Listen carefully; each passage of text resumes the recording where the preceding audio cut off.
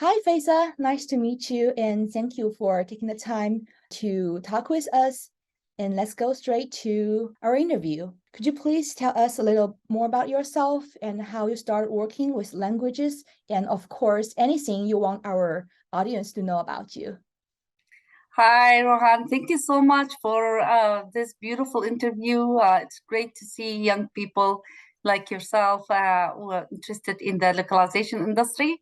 It's a very great and evolving industry, and it's nice to see new faces coming to the industry. My name is Faiza Sultan. I have 25 years experience in the localization industry. I am now the senior program manager for machine translation quality with Amazon. My journey started when I graduated from college. I earned my bachelor degree in language art, and my job was back home. I'm from Iraq. With that degree, you be a high school English teacher. So I started to be a high school English teacher. But the last year of my college, we were studying only English literature. We took one course in translation, and I fell in love with it. I was like, oh, I'm in the wrong place. I should be in the translation department, not in the English department. But after graduation, I worked 1 year as a teacher. I was teaching English, but then an opportunity came in to work as an interpreter for American NGO in Iraq, for Children's Hospital. They said it's a 2-3 hour job every day. So it was a part-time. So I accepted the job. I went to the interview. Here we go. I have, and in Iraq, we study British English. And here we are, I have a lady from Texas speaking Texan with me. For the interview, and I'm looking at her like, okay. So she started interviewing me. I responded. She liked it, and I got hired. So that was my first job as an interpreter. Yeah.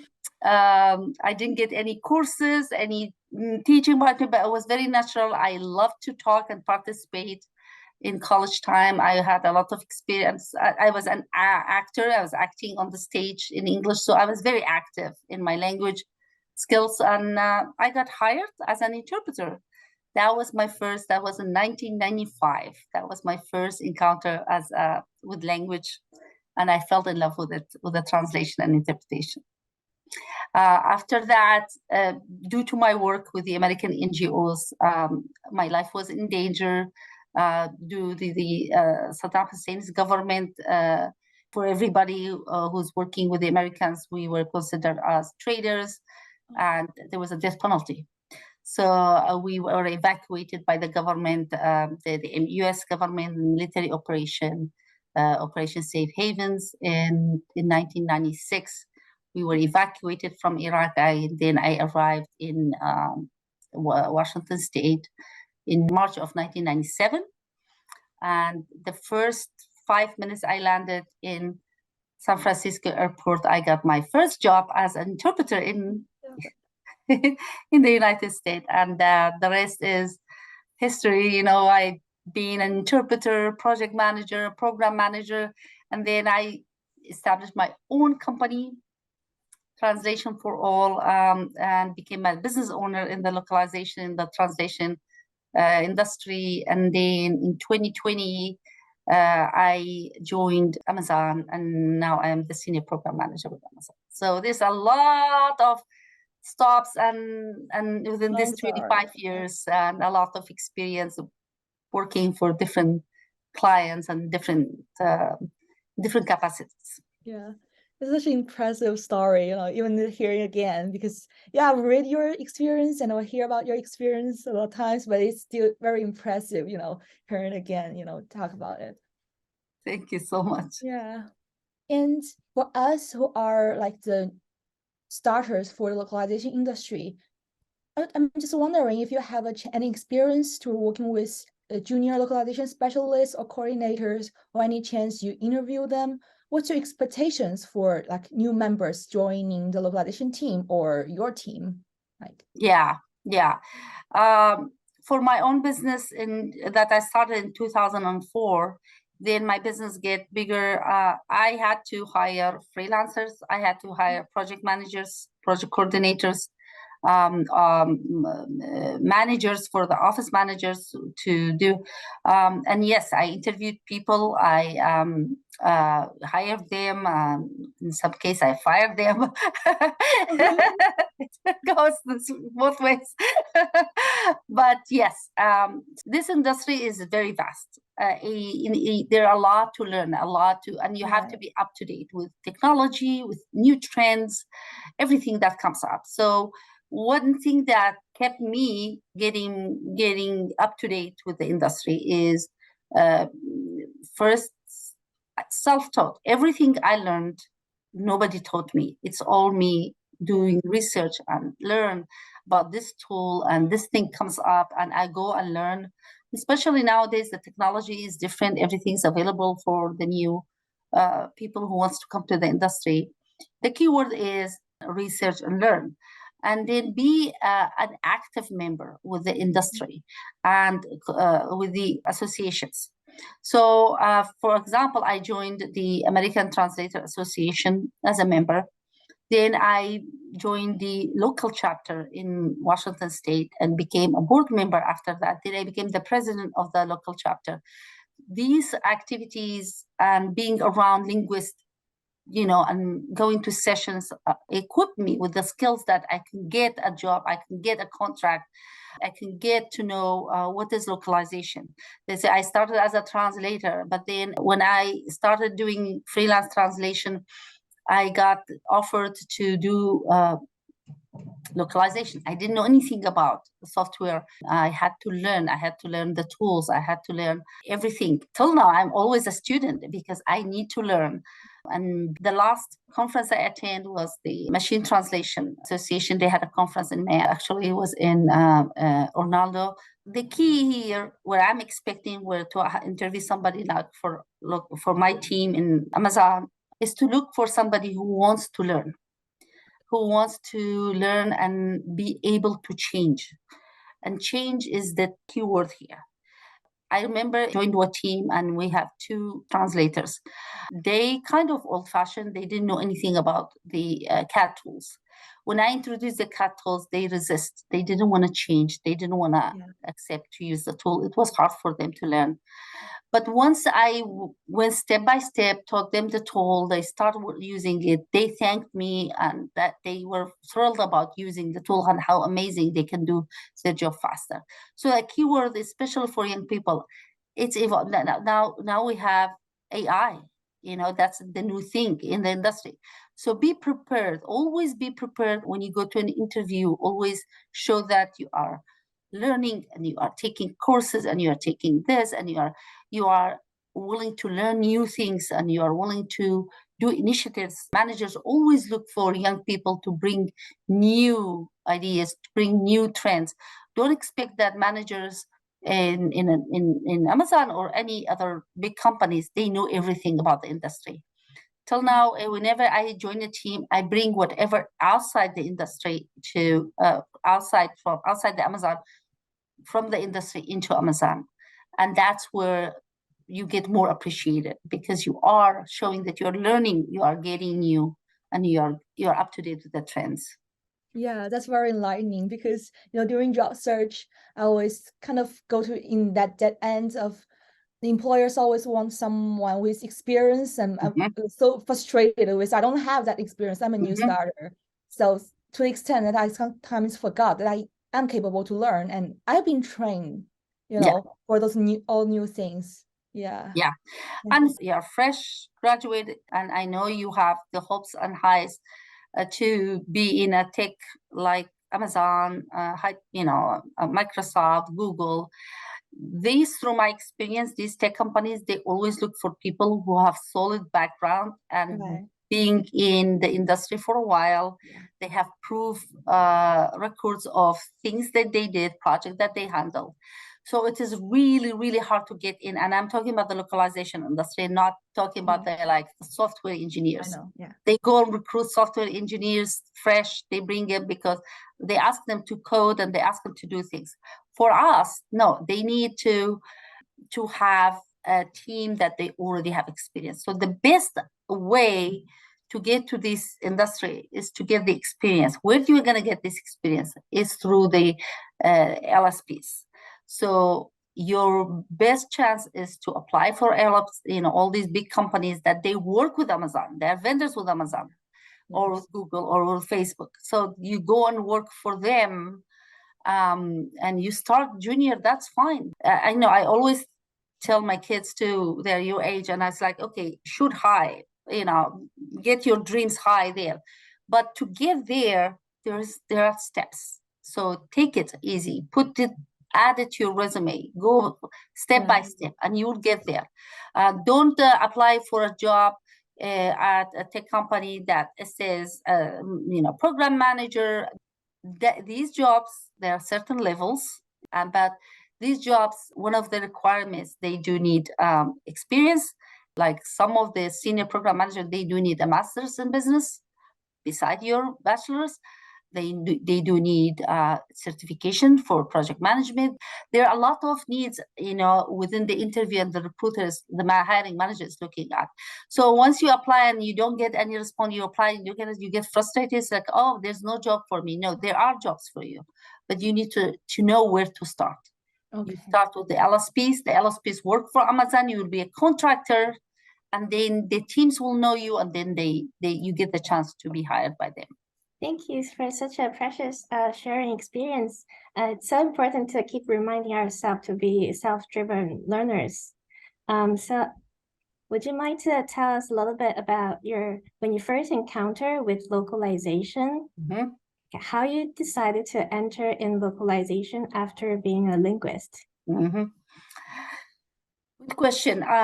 In 2004, I was teaching. I had a full-time teaching job, but I was a single mom at that time, and I needed extra work. So I thought, okay, what is the thing that I could do? I can do freelancing as a translator. So I became a freelance translator, translating documents, written documents. And because we were really, really few Kurdish linguists in the US, and the industry started asking, having people for the localization for Kurdish language. My first one was with a phone company, and I was doing software tests as a tester. So I was testing the software. They will send me the phone, and then they have the software in a PDF, and I had to test and put my notes. That was my first encounter for localization. But then my biggest one was when I had my own company, and I got an offer to localize the first Kurdish software for Motorola phone. And that was a big thing, because the Kurdish prime minister got a copy, of Kurdish phone, and it was in the news, and it was my company who did it, and that was a big thing for me. The second one, when Microsoft started localizing their Office, I think it was Office 16 for Kurdish, and I was hired as a contractor to be the language moderator. And a language moderator's job was to have the translation and the editor, and I was be like the final approval for the job, and they have a dispute or something. That was big too, a big success for my people, for the Kurdish people. We were oppressed all these years, and now we have our language is we have Office, Microsoft Office to English. We have a phone in Kurdish. These two were milestones for me in the localization, and makes me like to learn more. So I learned the tools. I had to learn the tools. I had to learn what is the translation memory.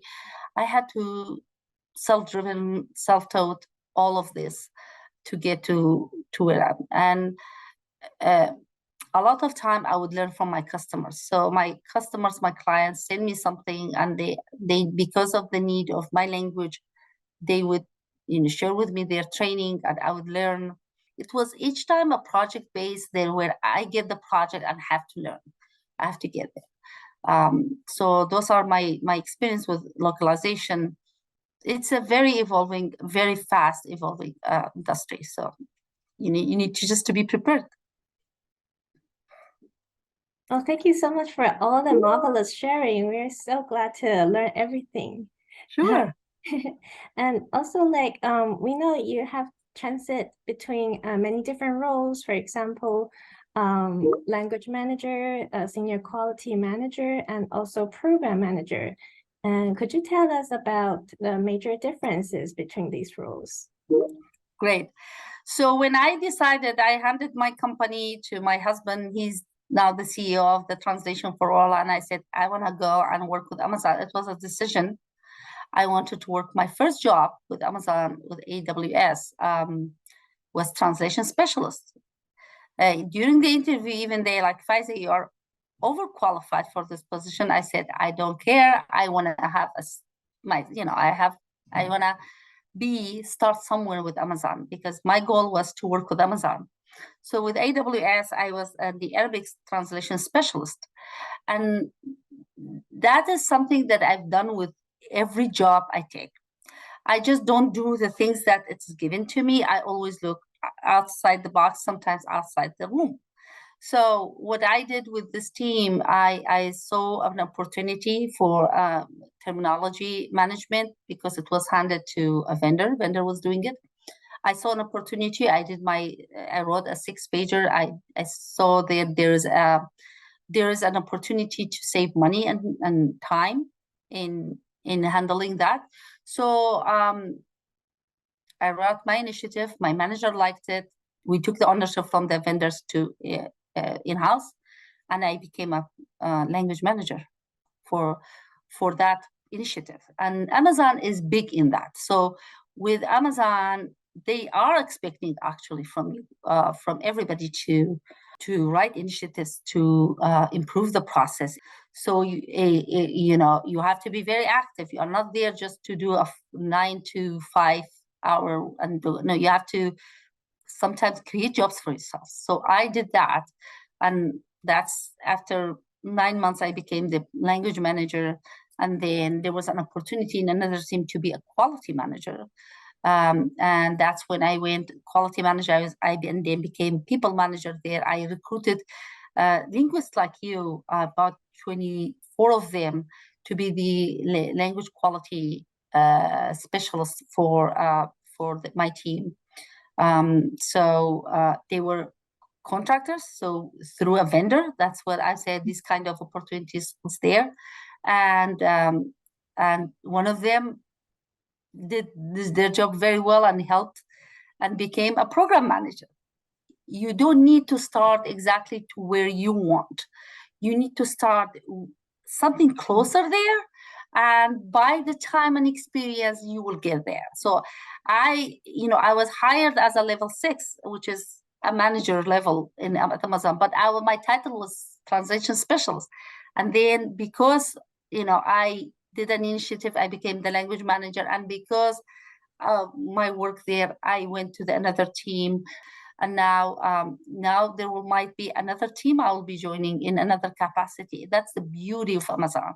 They make it so easy for you to transfer, to write initiatives, to become your own. You create a new team just for your initiatives.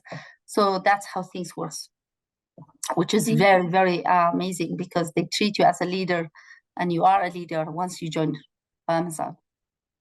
Thank you so much for sharing that. And also, I'm super interested in the quality control, because you work as a quality manager and you have a lot of experience in machine translation. That's a question I got from one of the interviewers. I have an interview with a company, and the interviewer asked me, "What's your general thought about the machine translation and the machine translation and post editing?" And I would like to hear from your perspective, how do you view this the trend of machine translation in the localization industry? So machine translation, and then I remember like 15 years ago in one conference, we were talking about machine translation, and one of the sessions was about that, and one of the people suggested that, yeah, we will start doing book translation with using machine translation. And at that time, I got like a kind of shock. I said, you don't even, I told the person that you don't you even dare to do that. This is literature. How machine translation can be with literature at that time, because machine translation was bad, at that time. 15 years after, machine translation now is different. The quality is really good for many languages. And I speak for Arabic. Arabic used to be gibberish, like nothing comes out from machine translation even can be readable.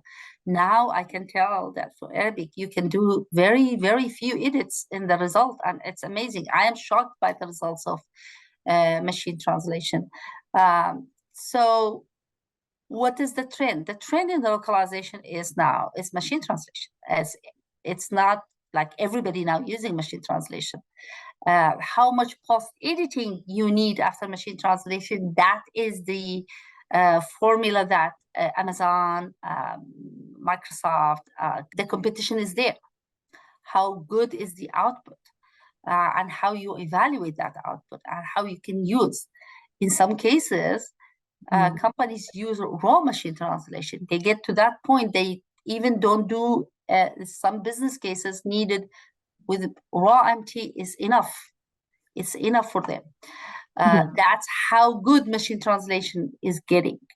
Now the chat GPT came out and is just like killing it.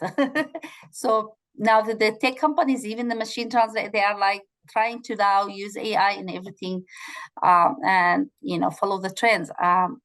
But the future is already here. We always say MT will be the future of localization. No, we are already there. We are already, there's no company now not using machine translation and the post-editing. But how good you do, the quality here is, of course, for me, in my team, we evaluate and the quality of the machine output. And the quality of machine output depends on the quality of the input. So you have to control the quality starting from the input, and then it's a process, and then goes on how good your engine is, how you can customize it using TM, all this process. You are like cooking, like for me, you how good your recipe is, and then the outcomes comes, and then sometimes it's as good enough for some business cases as using the raw, and there are a lot of now demands of using raw MT, and then post-editing. So the post-editing part is the magic there happened, right?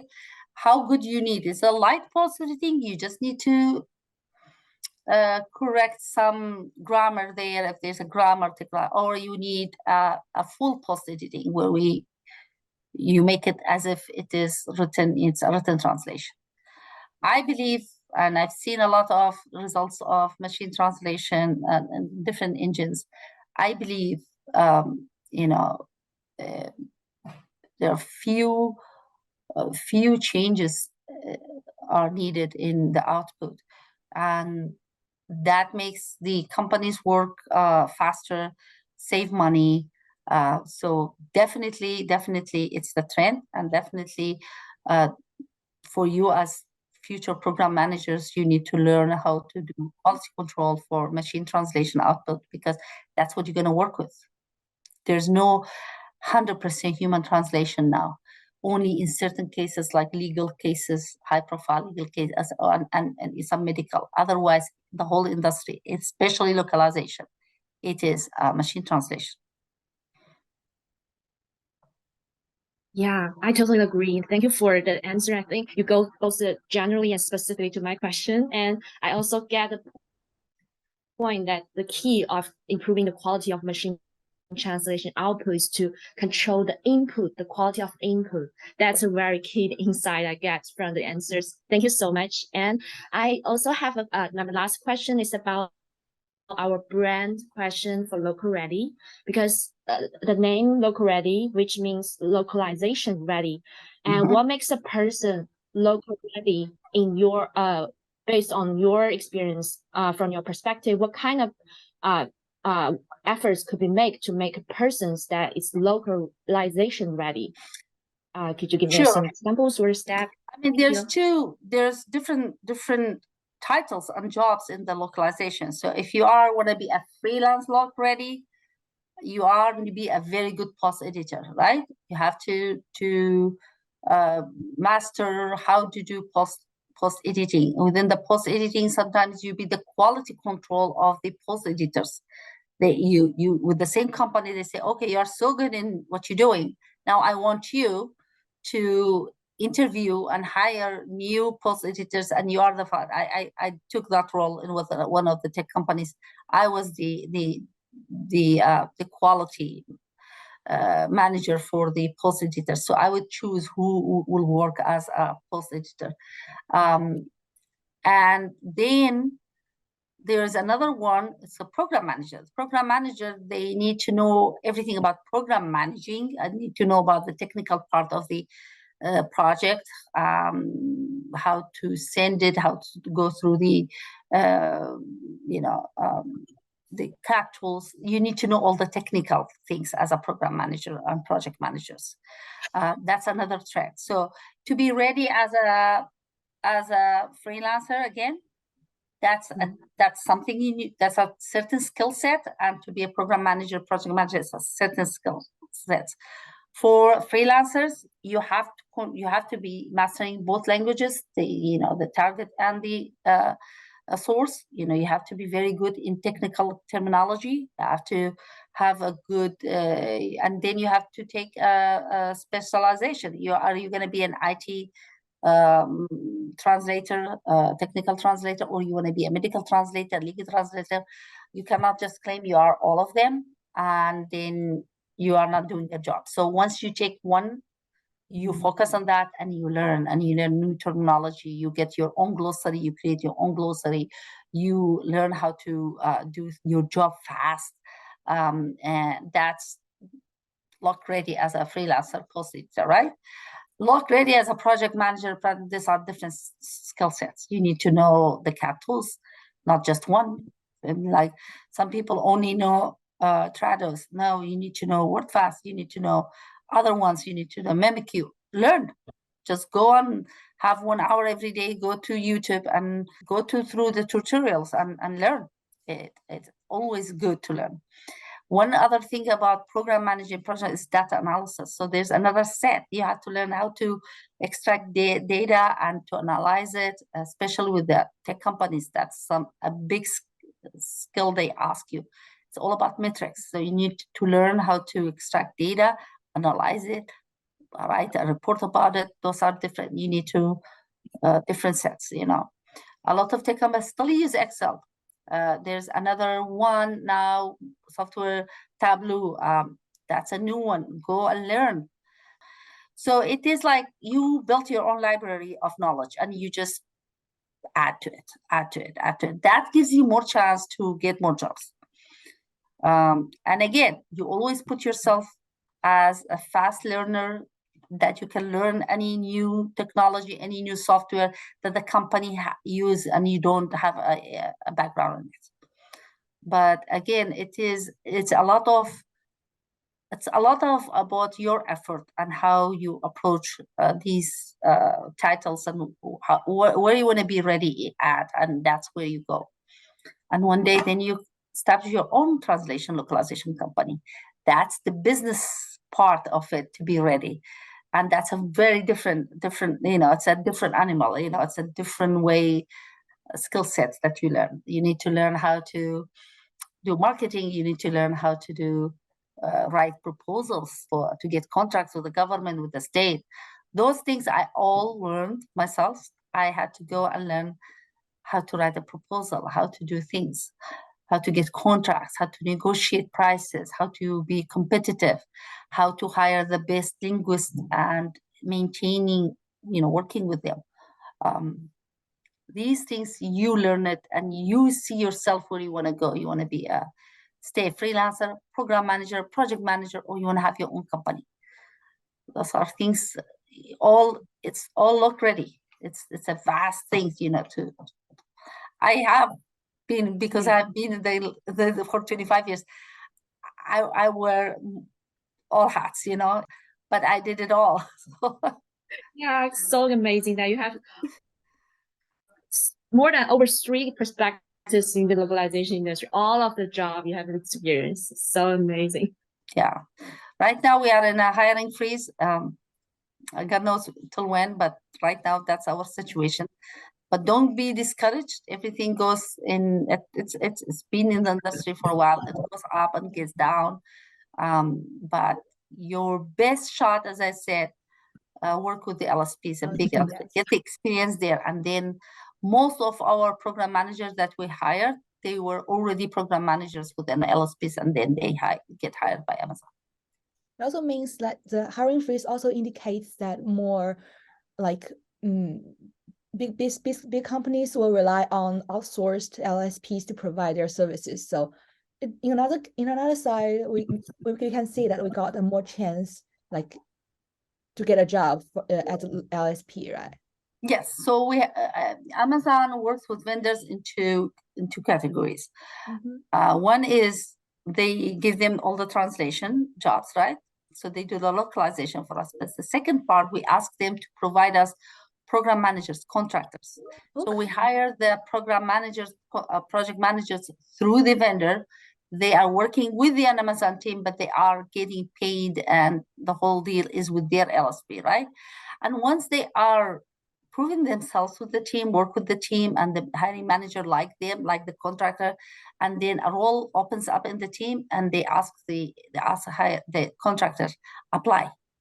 Of course, you will be in the competition with 500 other people applying for the same job, but it is, they know you, they work with you, and there's an opening, they will encourage you to so that's most of the people how they get in Amazon and the other tech companies.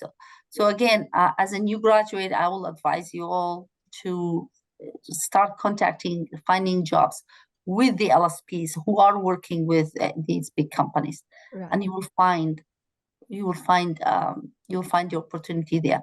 But you do need the knowledge too. So you will know the knowledge, experience. You don't know how much you will learn. You will learn a lot when you're working.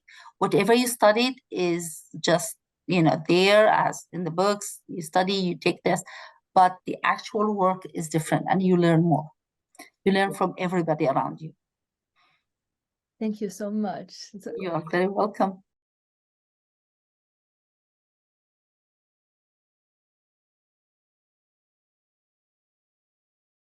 I've been through all of that. I've been through laid off. I've been through, recession. I've been through really bad financial situation because I couldn't find a job. With all this experience, I couldn't find a job.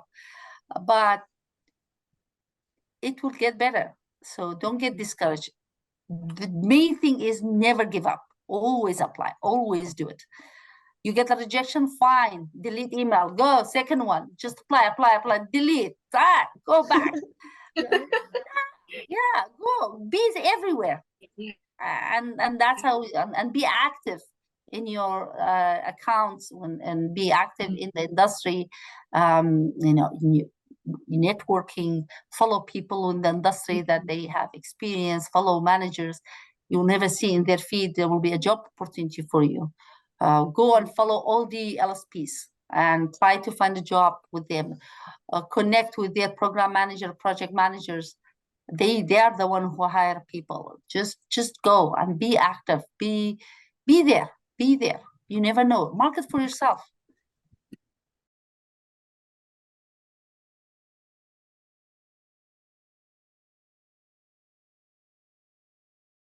We have something that's called the spaghetti thing. You throw the spaghetti on the wall. One, they fell down, but one will stick there. So just do that.